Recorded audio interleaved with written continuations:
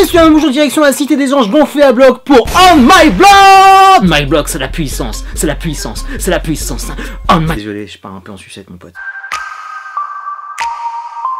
On arrive au bout de la route pour un dernier tango woodien pour le final de On My Block. Légèrement déçu par la saison 3, il y avait un manque de souffle, un manque d'énergie, un manque de créativité pour faire avancer nos kids. J'ai même pensé à une annulation. Mais mon pote, cet épilogue de fin était somptueux. Tout de suite, j'ai été accroché par ce flash forward qui nous propulsait bien de l'avant, comparé à cette saison 3. Tu vois, comme quoi 2 minutes de scène comparé à 10 épisodes, ça fait la diff. Et là, ils m'ont rattrapé, ils m'ont dit de suite, reste rebeu, tout n'est pas perdu. Par contre, comme d'hab, aucune nouvelle, aucune communication autour de cette série. Je pense que Netflix, c'est vraiment la série de seconde zone pour eux.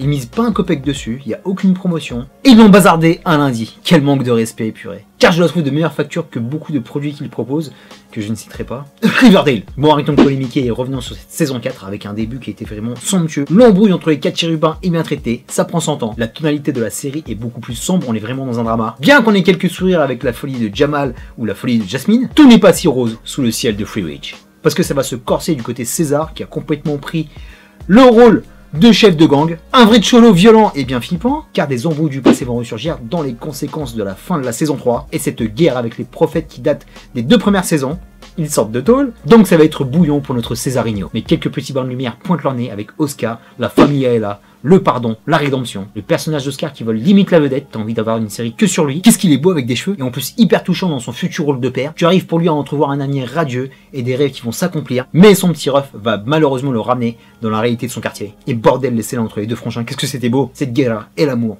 va rapprocher nos 4 amis. Parce que c'est un peu les 4 fantastiques, ils ont besoin d'être soudés pour s'en sortir. Et sur cette première moitié de saison, les liens se sont refaits intelligemment. C'est là que cette série se démarque, c'est par la qualité de son écriture. Rien n'est expédié, rien n'est fait dans la facilité. Et c'est pour ça qu'ils arrivent à nous cueillir tout le temps émotionnellement, bien que ça rigole, bien que ce soit fun et coloré. Dès que quelque chose de grave arrive, tu ne peux être que atteint, c'est pur. Bon, je ne spoil pas ce qui se passe parce qu'il y a quand même de la perte, de la lourde perte.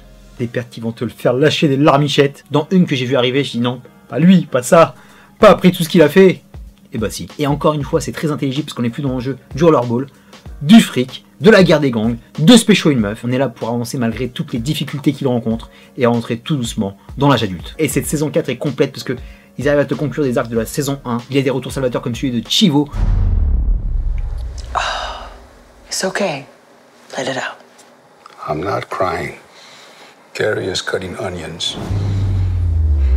De la Abuelita, qu'est-ce qu'elle est magnifique, un des meilleurs personnages que j'ai découvert sur cette série. Un retour en grâce de certains personnages qui avaient downgrade dans la saison 3, comme Monse. Sur cette saison, elle a vraiment mûri, elle est vraiment fabuleuse. Et même sur la dernière partie de la série, bien que les enjeux soient moindres, beaucoup plus légers avec ce bal de promo. On évite l'écueil de la success story, on évite tous les clichés de la love story. Rien n'est vraiment réglé par rapport aux études, rien n'est vraiment réglé par rapport aux histoires d'amour. Qu'est-ce qu'ils sont forts dans My Block quand même. À louer le travail d'écriture du créateur et du showrunner de la série, Eddie Gonzalez, ce type a réussi à être efficace, à marier les tonalités, pour donner à cette teenage série des allures de drama complet. Monsieur est très fort. On My Block, c'est beau, c'est touchant, c'est marquant. Une des meilleures séries Netflix, que je te conseille de rattraper si tu aimes le genre, bien qu'elle ait un aspect de série Disney. Elle a su parler de vrais sujets sociétaux, de l'adversité rencontrée dans ses quartiers, de l'immigration, de l'appartenance, du vivre ensemble, de l'échec, de l'émancipation, et de faire preuve de résilience et de se relever, quels que soient les coups que tu prends dans la gueule.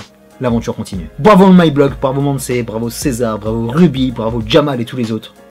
Vous allez me manquer mes habibi. Terminus pour la saison 4 de My Block, je te dis à très bientôt pour de prochaines vidéos. D'ici là, porte-toi bien, merci pour tes likes, tes partages, tes commentaires. Est-ce que tu es à jour sur le My Block? Est-ce que tu comptes l'avoir? Mets-moi un petit commentaire savoureux.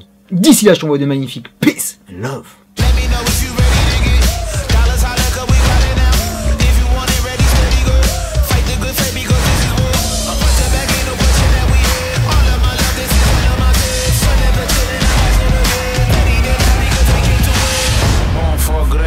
Man.